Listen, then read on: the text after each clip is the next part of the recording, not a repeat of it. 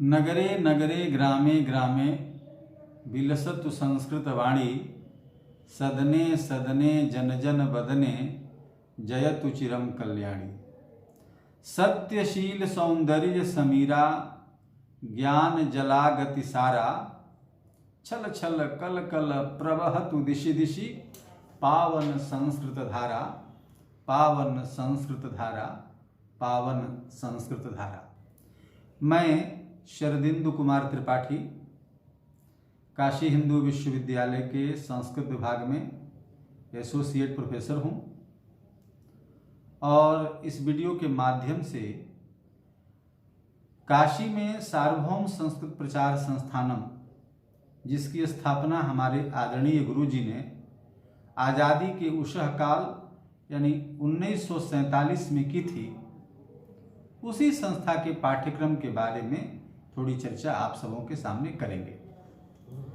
पंडित वासुदेव द्विवेदी शास्त्री, जो उत्तर प्रदेश के देवरिया जनपद के भवानी छापर गांव के निवासी थे, उन्होंने अपनी शिक्षा छत्रधारी संस्कृत महाविद्यालय हथुआ राज से, फिर काशी में संपूर्णानंद संस्कृत विश्वविद्यालय से उन्होंने साहित्याचार्य और वेद शास्त्री की परीक्षाएं उत्तीर्ण की और उन्होंने अपने छात्रावस्था में ही अपने जीवन का एक लक्ष्य निर्धारित किया कि उन्हें आजीवन संस्कृत का प्रचार करना है और उस उद्देश्य की पूर्ति के लिए उन्होंने काशी में ही सार्वभौम संस्कृत प्रचार कार्यालय की स्थापना की, जो संस्था बाद में सार्वभौम संस्कृत प्रचार संस्थानम के नाम से प्रतिष्ठित हुई।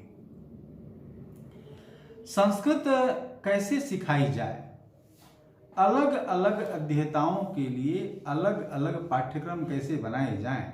कोई शिशु है, छोटा बच्चा है, उसे हंसते खेलते संस्कृत सिखानी है, उसका अलग पाठ्यक्रम। जो शास्त्रीय आचार्य बीए एमए के विद्यार्थी हैं, जो थोड़े प्रौढ़ हैं, उनका अलग पाठ्यक्रम। महिलाएं हैं जो गृहस्थ हैं, घर में काम करती हैं, गृहिणियां हैं, यदि उन्हें कुछ संस्कृत सिखानी हो तो उनका क्या पाठ्यक्रम होगा, उन्हें क्या सिखाया जाए, इसकी अलग विधि। और सूक्तियों के माध्यम से, सुभाषितों के माध्यम से, व्यवहारिक श्लोकों के माध्यम से, थोड़े प्रौढ़ हैं जो लोग वृद्धावस्था में हैं, उन्हें संस्कृत कैसे सिखाई जाए। तो नाना प्रकार के अध्येताओं के लिए नाना प्रकार के पाठ्यक्रम के माध्यम से संस्कृत को जन जन तक पहुंचाने का उनका उद्देश्य था और उस उद्देश्य की पूर्ति उन्होंने विविध प्रकार की पुस्तकों का प्रकाशन करके, पूरे भारत में संस्कृत प्रचार की यात्राएं करके, जगह जगह संस्कृत के सम्मेलनों का, गोष्ठियों का, सभाओं का आयोजन करके, जगह जगह संस्कृत शिक्षण शिविरों का संयोजन करके उन्होंने अपने उद्देश्य की पूर्ति की और इसमें वे सफल रहे। मैंने अपनी संपूर्ण छात्रावस्था उनके सानिध्य में रहकर बिताई है।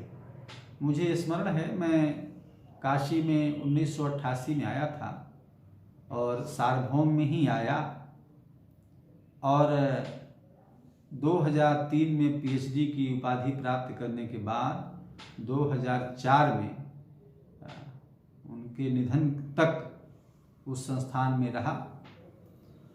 एक बड़ा दायित्व है, उन्होंने मुझे इस दृष्टि से तैयार किया कि भविष्य में यह कार्य मैं कर सकूं। बीच में कुछ व्यवधान की वजह से सब नहीं हो पाया, लेकिन आज जो समय है वो इसी की मांग करता है कि हम अधिक से अधिक लोगों को संस्कृत, लोगों तक संस्कृत पहुंचा सकें। इसके लिए ऑनलाइन क्लासेस चलाए जाएं, संस्कृत के वीडियो बनाए जाएं, संस्कृत शिक्षण की प्रणाली को और अधिक लोगों तक पहुंचाने के लिए वीडियो के माध्यम से छात्रों तक उन्हें प्रेषित किया जाए। इसी दृष्टि से सार्वभौम का जो प्रौढ़ संस्कृत साहित्य है, जो बीए एमए शास्त्री आचार्य के विद्यार्थियों के लिए है, उस पाठ्यक्रम के माध्यम से मैं आप सबों को थोड़ी संस्कृत की शिक्षा या अनुवाद कैसे किया जाए, अनुवाद, संभाषण, इसकी शिक्षा देना चाहता हूँ। गुरु जी का जो पाठ्यक्रम है वह उनके वैज्ञानिक दिमाग की उपज है। बहुत दिनों तक संस्कृत सिखाने के बाद क्या चीज़ें विद्यार्थियों के लिए बहुत ज़रूरी हैं, उन्हीं चीज़ों का उसमें उन्होंने सन्निवेश किया है अपने पाठ्यक्रम में, और मैं उन्हीं की एक आवृत्ति आपके सामने प्रस्तुत कर रहा हूँ। हम उनकी जो 3 किताबें हैं जो महत्वपूर्ण हैं संस्कृत शिक्षण में, एक संस्कृत वाक्य संग्रह, दूसरा संस्कृत शब्द रूपावली और संस्कृत धातु रूपावली। तो सुगम धातु रूपावली, सुगम शब्द रूपावली और संस्कृत वाक्य संग्रह, इनके माध्यम से जो उनके संस्कृत सिखाने की विधि थी उसी के अनुकूल मैं आपके सामने कुछ यहाँ उपस्थापित कर रहा हूँ।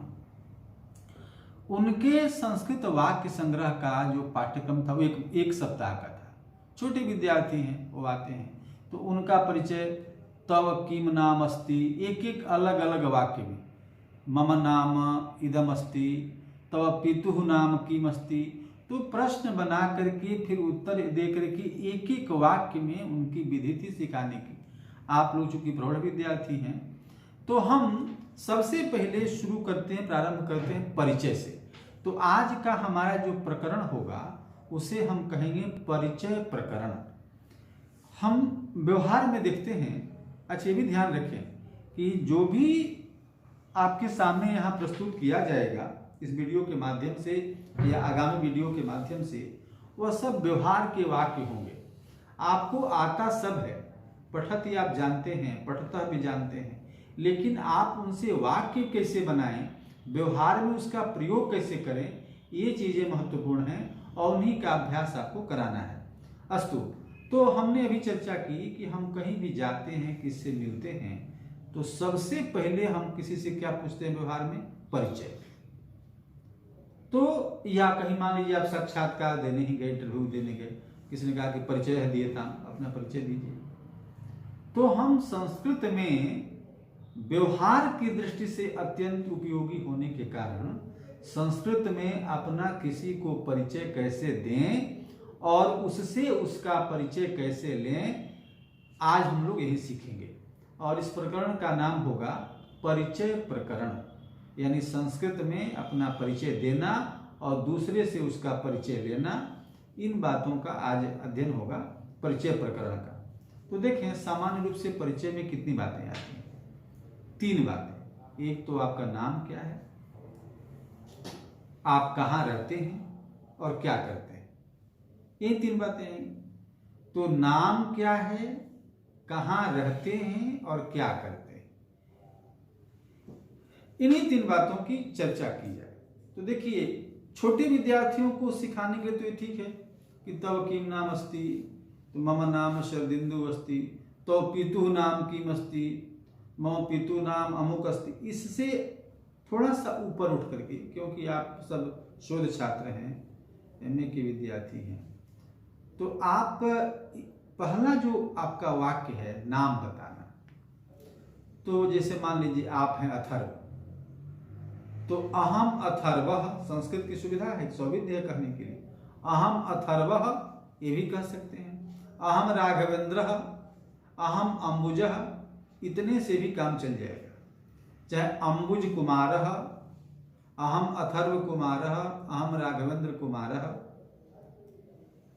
ये भी आपके नाम का ही वाचक है कि आपने अपना नाम बता दिया। या वाक्य बना के कहें तो मम नाम राघवेंद्र मणि त्रिपाठी अस्ति, मम नाम अथर्व पांडेय अस्ति। या यूं कहें कि अहम राघवेंद्र नामधेयः, अहम अथर्व नामधेयः, अहम अंबुज नामधेयः, नाम वाला, नामधेय नाम वाला। तो आप यह कह सकते हैं कि अहम अथर्व नामधेयः या अथर्व इति मम संज्ञा।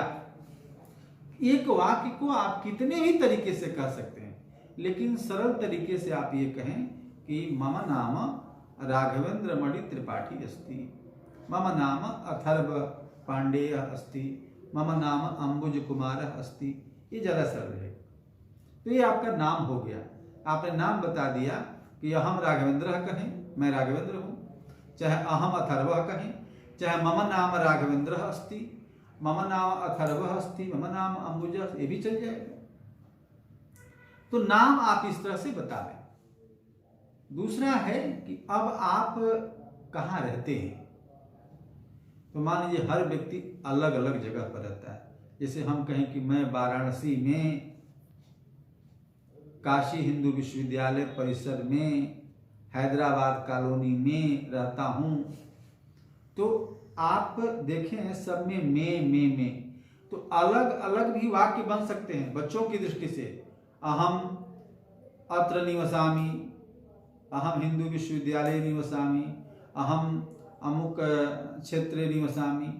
आप ऐसा वाक्य बनाएं कि जिसमें एक ही वाक्य में आपका शहर, आपका मोहल्ला, आपकी कॉलोनी सब आ जाए। तो अहम माने मैं। आपको कहना है कि मैं वाराणसी में, अथर्व जी कहाँ रहते हैं आप? वाराणसी। नहीं, वाराणसी में रहते हैं। आपका मोहल्ला क्या है? खोजवा। खोजवा। तो आप बताइए कहीं खोजवा में, तो खोजवा का क्या रूप चलाएंगे? फिर वाराणसी स्त्रीलिंग शब्द है, इसका क्या रूप चलाएंगे? तो आपको असुविधा न हो इसलिए अकारांत शब्द में ही अभी आप जोड़िए। जैसे कहा वाराणस्याम न कह करके अहम वाराणसी नगरे, क्योंकि आपको बालक का रूप याद है या फल का रूप याद है, उसी का सप्तमी में रूप होगा नगरे।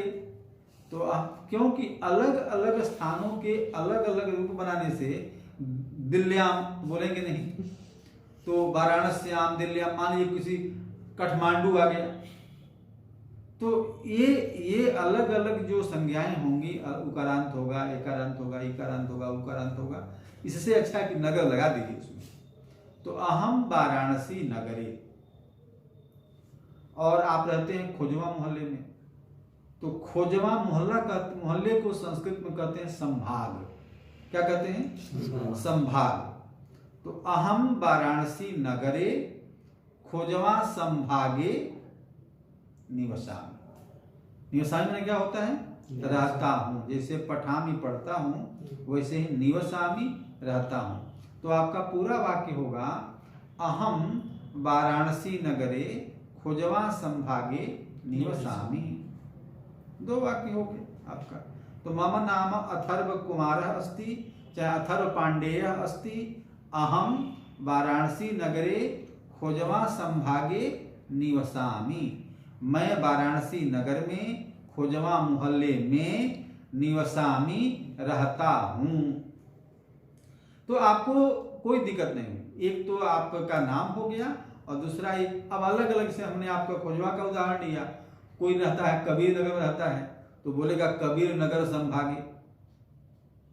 कोई रहता है दुर्गा कुंड पे तो दुर्गा कुंड संभागे।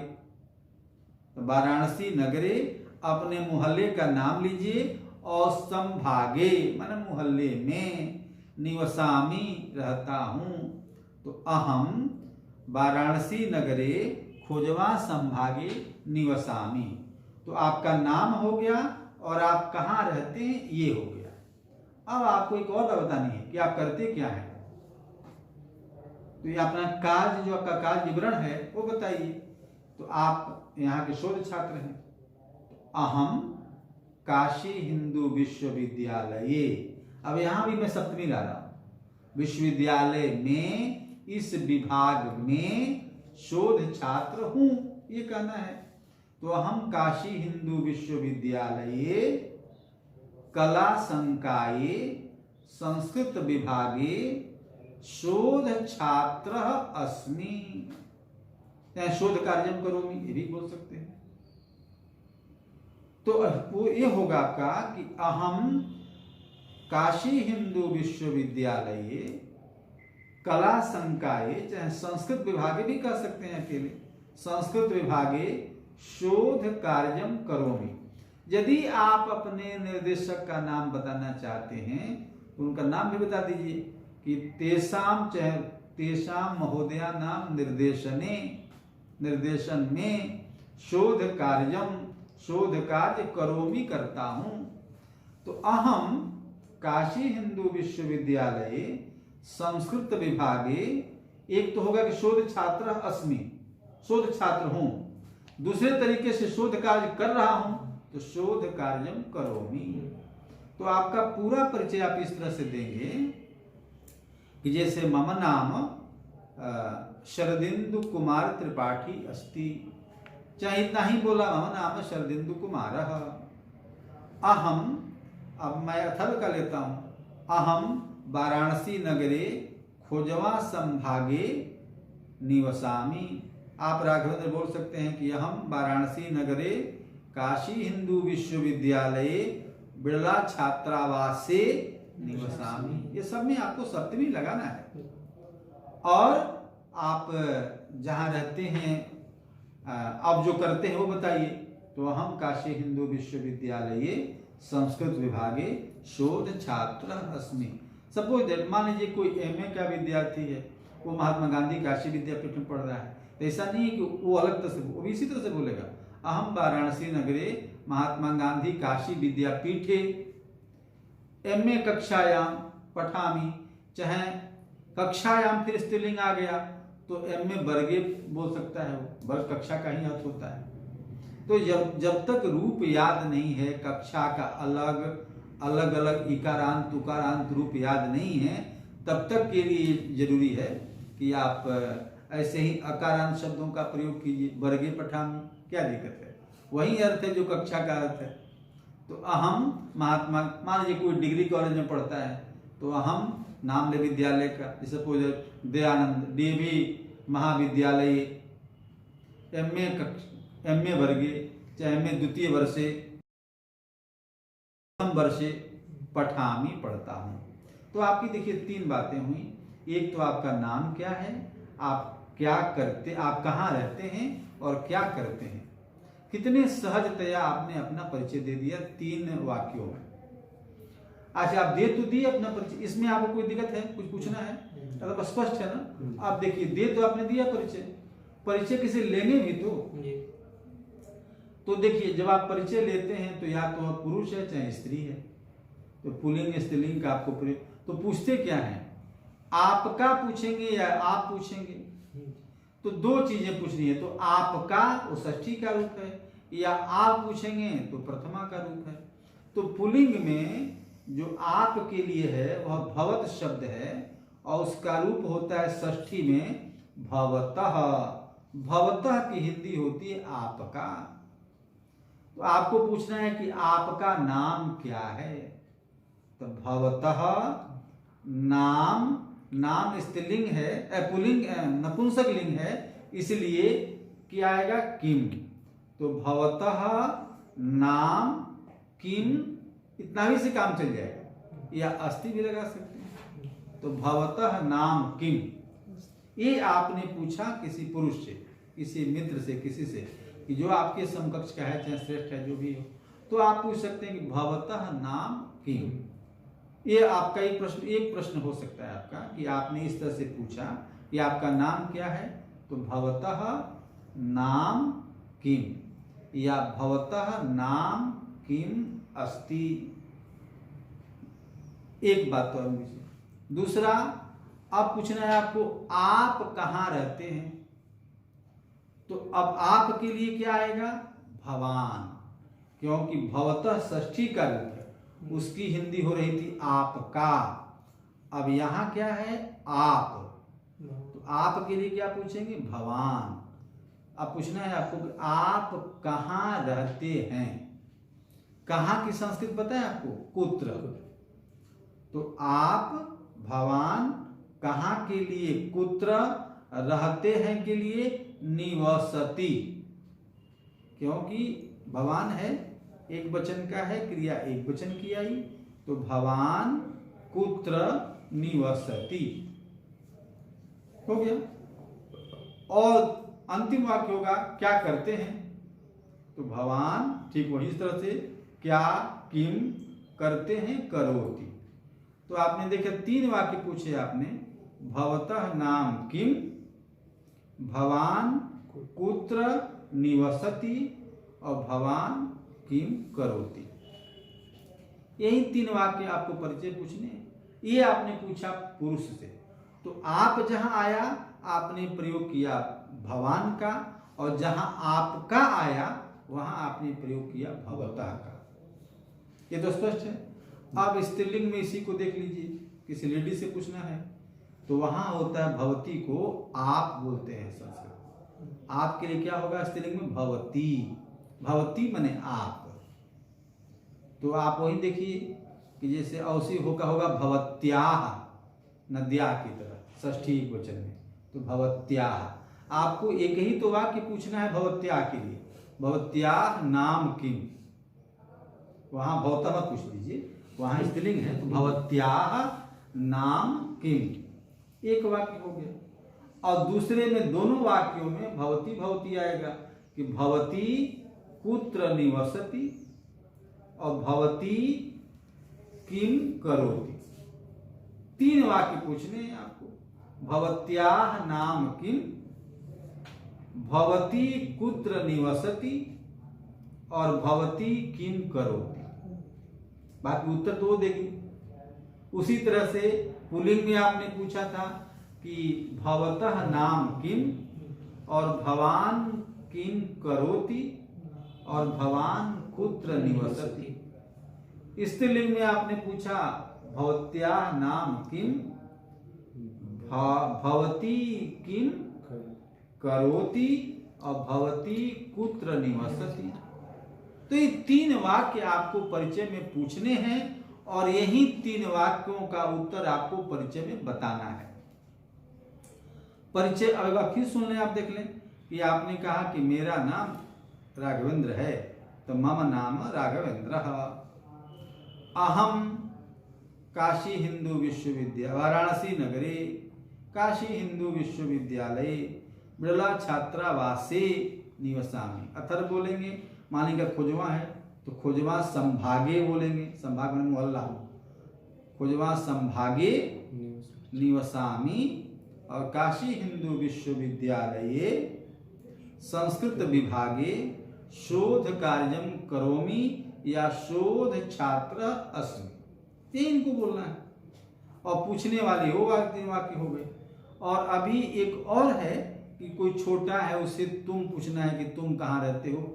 आप मत बोलिए तुम उसको, अभी उसको आप ही बोलिए। वो जब धीरे धीरे आगे और जान लेंगे आप तो उसका आगे और विकास किया जाएगा। तो फिलहाल आप तीन बातें बताएं और तीन बातें पूछें। परिचय लेने के लिए आप उससे उसका नाम पूछें, वो कहाँ रहता है ये पूछें, क्या करता है ये पूछें। और आपसे कोई परिचय पूछता है तो सामान्यतया इन्हीं तीन बातों का उल्लेख होगा कि आपका नाम क्या है, आप कहाँ रहते हैं और क्या करते हैं। तो इस तरह से आप अपना परिचय किसी को आराम से दीजिए। कुछ चीज़ें हम रोज एक अव्यय के रूप में कुछ चीज़ें बताएंगे। अभी कल भी जब वाक्य संग्रह शुरू करेंगे तो कुछ व्यवहार की क्रियाएं, कैसे अव्ययों का प्रयोग एक साथ करके क्रियाओं को मिला के वाक्य बनाए जाएं। तो आज यह छोटा प्रयास है कि आपने संस्कृत में परिचय किसी को कैसे दिया और उससे उसका परिचय कैसे लिया। अब बताएं, जैसे अंबुज बताएंगे, आप अपना भवान भवतः नाम किम। मम नाम अंबुजः। भवान कुत्र निवसति।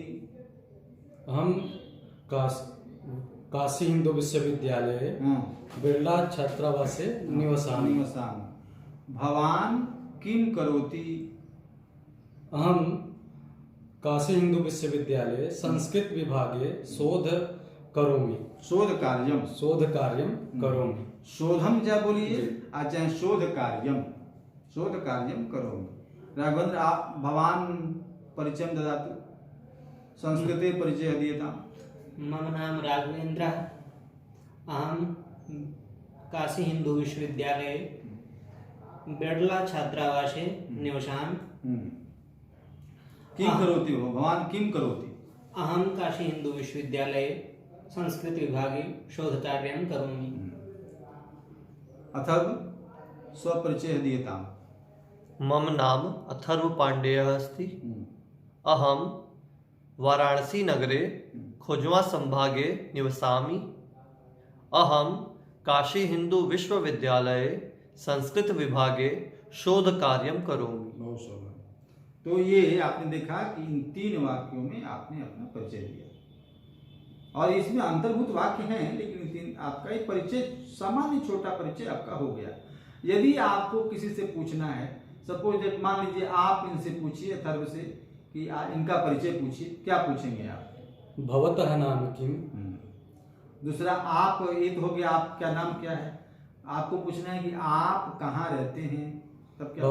भवान कुत्र निवसति। हाँ, और पूछना है कि आप क्या करते हैं, तब भवतः किम नहीं, भवान जी, भवान किम करोति। भगवान किम करोति, तो मैंने उत्तर तो पहले दे रखा है।